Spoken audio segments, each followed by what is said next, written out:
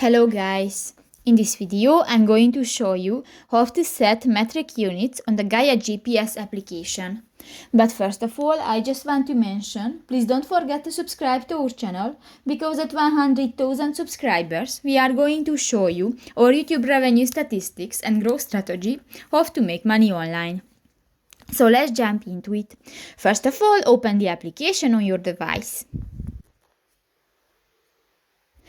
Click the last option, the settings, next to the saved icon at the lower bar on the screen. And here you can find the appearance option, the third option.